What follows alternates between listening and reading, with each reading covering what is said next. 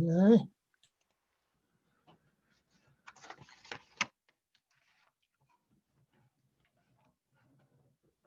Okay, I guess it is 1:30, time to start. I'm starting off here with a picture of what I've been doing this fall. Been creating a few trails and so forth. It's sort of nice to go out there and socially distant without wearing a mask, et cetera, and so on. So unfortunately, today it looks like I won't be walking out on the trails today, but last spring, I was helping John at the CELT office, and I had a lot of faculty that expressed concerns. Let me see if I get this. There we go.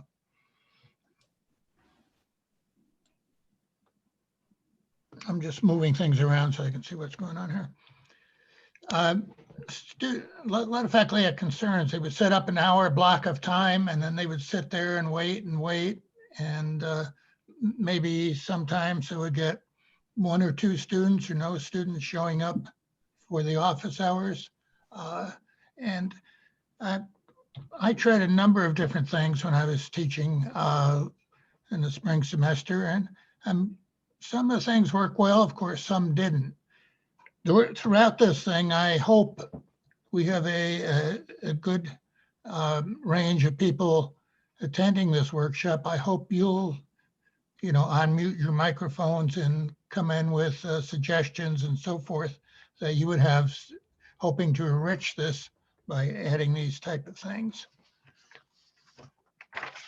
My computer science class was synchronous, but a lot of these methods I've been using can be used in an asynchronous class, but I didn't want to put that up front. It was a computer science class. Rather than an hour for office hours, I used a shorter time, 15, 20 minutes. And what I did with that is I could spread out the times for office hours during the day, giving students more of an option to reach me, and it wouldn't tie me up for an entire hour, sort of tied to the computer, glancing over at it every hour. So I find that some students, be more morning students. Of course, I wasn't too sharp in the morning myself, but some students like it better in the evening. I would get different students reaching me, and I wasn't tidying up big blocks of time, but the number of students I was getting was more than just setting aside an entire block. One thing that really helped was having office hours right after each class. Again, the 15, 20, 30-minute office hours right after class. People that had questions on the class or want to talk to me could log right on. You can make this a reoccurring meeting. So each class would be followed by office hours, of course, if you have back-to-back classes, or occasionally, I know some of you will have meetings. I found out that meetings are the only thing I spent hours at and got minutes in return, but that was my attempt at humor here. Depending on the student and the question, I could use a breakout room to meet with the students. If the student had a problem, had to miss a week's class for whatever reason. I had one student on Long Island that both their mother and father came down with the virus, and she had to go to California to live with an uncle. And obviously she didn't want this spread out, so we set up a breakout room to make arrangements with her personally. So using the breakout rooms during office hours is a good way to give the students some privacy. So that's usually that's what I like to do. I'm just going to pause for a second. I'd like to hear some of the ideas that you might have used, and I know John's used a number of them. I don't see any unmuting here. So one of the things that I did was during class, during their group breakout sessions, I would have a separate breakout room for students to meet with me. So this way we had some privacy. for them to talk about whatever they wanted to. I like the idea that you have about picking up the office hour times, but I just feel like with students that were learning synchronously or online, even the ones that were face-to-face, that a lot of them had to be more individual type meetings than it was the office hours. Even if it was offered more often at different times of the day, many of them just with their schedules varying, I found it was more effective to just make individual appointments based on availability for both Right. parties. No, that's true. Anybody want to address her question? Okay, thank you. Okay, A number of people have done is to use one of the booking things. You can use a Google Calendar tool where you put up appointment slots, or you could use You Can Book Me or Calendly, or there's a variety of other tools that you can just share with students and they could just sign up for that. yeah, what were those tools again, Jen? In case people want You can, well, the Google Calendar has appointment time slots now, so you can block time and then students can just pick one of those and it will be added to your calendar. Or You Can Book Me is one that people have used for quite a while. Calendly is another one, CALNDLY. And there's a number of them out there. Okay. Yeah, one of the things that I try to do is to clean up questions before they arose. For instance, depending on what we were working on, I might leave 5 minutes at the end of class for what I call a mini office hour for any students that may have come up at assignments during class, et cetera, that the students would ask the questions and get the answers right there rather than having to contact me later on. So leaving a little flex time at the end is a good way to clean up a number of questions. What I try to do is to have as many questions answered before the office hours were needed. And that really made my time, when I did have office hours, I could sit down and work with a student more specifically and didn't have frivolous questions like, read the assignment. If it was really urgent, I would ask the students to go ahead and email me the question. And if it wasn't practical to answer the student via email, I would try to direct them to an office hour. If not, they're working on an assignment that's due tomorrow. And as you know, working with various apps and so forth, sometimes one little item will stop you from finishing what you're trying to do, hitting the enter key at the wrong time or whatever. So setting up the short Zoom session and using the share function, I would be able then to go ahead and look at their work or demonstrate whatever. And I found this, especially in the computer science area, a very useful item and really answered a lot of questions quickly on that. Again, I'm going to put this up every time. I'm again looking for things that worked in your area. I know in economics, et cetera, there's always a lot of questions dealing with the formulas and so forth. Okay, I'll go ahead. The use of the email as, augmenting your office hours. A lot of times I can answer an email with a short response. And of course, you can remind students that there could be some delay. If I just finished looking at my email and a student sends me an email, it may be an hour or two before I go back. But it still may not be any office hours before I return it. So replying with your answer, especially if it's short and concise. If you get a couple of emails, what I used to do in the announcements page of Blackboard, if there's several questions that are the same, I would go ahead and put an announcement up and put the question up and the answer. And sometimes that'll save a flurry of emails or links on office hours.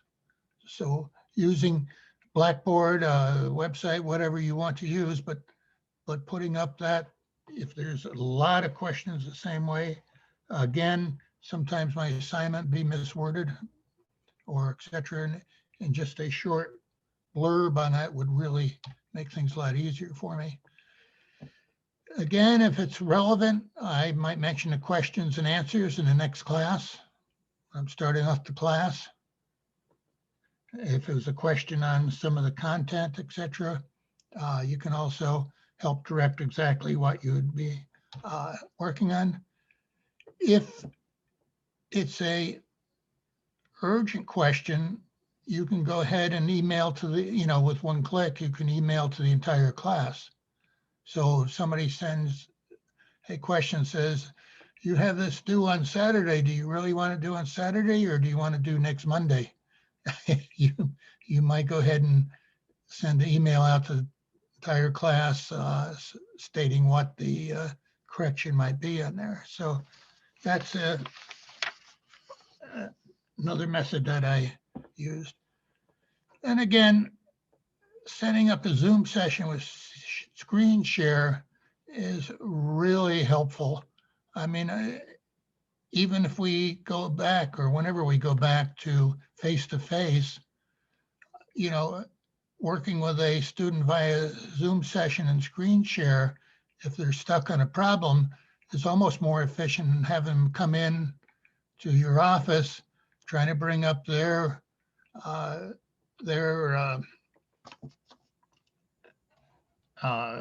email, et cetera, their problem online, and then sitting there and doing it with them. So again, the Zoom session with screen shares quite important. Let me, has anybody been using Zoom in that way? I really like the screen. Oh, sorry, go ahead.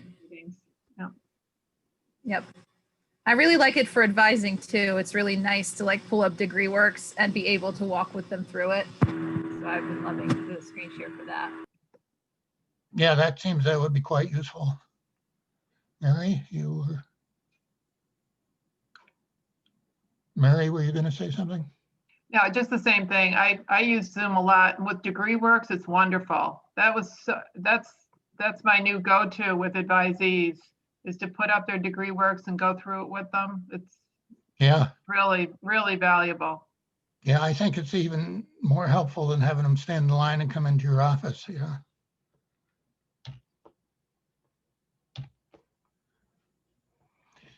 Some general ideas I find that work not specifically tied into office hours.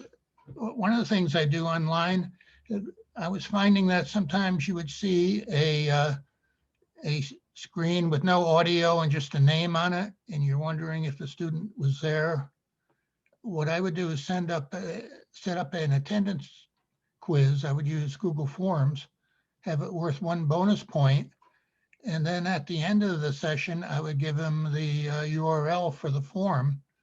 And that way I could take attendance to see who was there at the end of class. And they would if they missed it, they wouldn't lose any points. They just wouldn't get the bonus point. And I found that was a good way to make sure that students stayed on, even though the bonus point is, out of 500 points, you have to be a statistician to realize that's not a big thing, but for a lot of students, that 1 point is worth quite a bit. And if you haven't used Google Forms, you really can create that quite easily, and it'll give you the students and the grade and so forth. And I make the quiz very easy. Another one is create examples of good work and poor work. Here's an assignment. Here's what an A in assignment looks like. And here's what a D or E assignment looks like. So the students, instead of emailing you or getting on office hours, say, what do you want on this? It gives them a good idea of what you're expecting. So again, examples can be put on Blackboard, you could have a web page, whatever, but that's a good one. I had a colleague in the education department in Reading. He used to have a line outside of his door, and he found out that the students were mainly coming and asking about the same sticking points. We made a video about the sticking points, and it cut his line outside his door by over 50%. So having a video on something that could be tricky, a short video even, would really help out. Another one is assessment versus evaluation. Now, John's heard me talk about this before, but assessment and evaluation aren't the same thing. If I hand in my paper to the professor a week or so ahead of time, and they say this part is good, you need to revise this and so forth, but no grade on it, that's an assessment. Evaluation is when you hand in the paper and find out that you got a C or D or E on it, that's an evaluation. The reason I mention this is that sometime before the midpoint in the semester, you might go ahead and do an assessment for most of the class and the student. Reason being, you get feedback from the student before the final evaluation at the end of the semester. You can make changes as to what's working for the students. In other words, improve your class, etc. So what you want to have in it, and again, I have it worth 1 point. If it's worth a point, it gets their attention. If I say do this, you get sort of a, I get to it later type of thing. Again, you create a form for students to use. I ask them about the class. What things would they like me to continue doing in the class? What's working for them online? What's not, if it's working, I want to know why it's working. I like this because, and then how can a class be improved? Just saying this class blank, so you can fill in your own adjective, isn't helpful if the student doesn't say how they would like you to improve it. And this can be used for office hours, presentations, whatever. And then for a point, I ask the students what things are working for you, what type of things help you learn in this class. But it's not helpful unless I know why it's helping them. This will help me improve my course. And then I ask the students how they can improve their learning and how they can do it. And I find this really helpful. It should be done before the midpoint. It also could improve your final evaluations on there. I'm just pausing for questions and comments to be consistent. I do have a question, Bill. Sure. With that second part, so how can I improve my learning? So you're asking the student to make suggestions as to, You do a self-assessment on how they're doing. Like, I need to ask if I don't understand something, or I need to start my assignments earlier, or, I need to go into a room where my 3-year-old brother's not screaming all type of things, but get them thinking about what's working for them. Thank you. You're welcome. I do something similar. Oop, lots of feedback there, sorry. One of the things that I do, I teach a senior seminar class, and it's a capstone class. The prerequisite for it is also required, and I teach that one as well. So I have the students do a self-reflection at the start of the capstone course, Now you're in art. asking them to discuss just the assignments and the skills and what they thought was beneficial, what they learned from those, or what they felt like they didn't do so well at, or didn't really feel like they got a lot out of. So it ranges from written work to discussion work to readings and that sort of thing. So it's about them evaluating themselves and the kind of work they do in the class. so they write about that with the 300 level class that they have to take at the start of the 400 level class. And then I have them do the same self-reflection for the 400 level class at the very end. That's And excellent. that gives me a useful way to kind of compare. You must get some useful comments there. Yeah, I think it's good for them too, because it gets them to reflect at the beginning of the class and then at the end of the class, exactly what they just spent a semester doing. I see by the clock on the wall, I think, John, my time's about up. We can take a couple minutes if there's any more discussions or Sure. questions, but Well, thank everybody for coming in. And John, I've been enjoying some of the sessions, although I admit I cheat. I usually go to the recordings and do that. But it's amazing the number of sessions you had here. this is the Yep. most we've ever done. Yeah. And I see you're enjoying the beach. It must be nice. That's been helpful.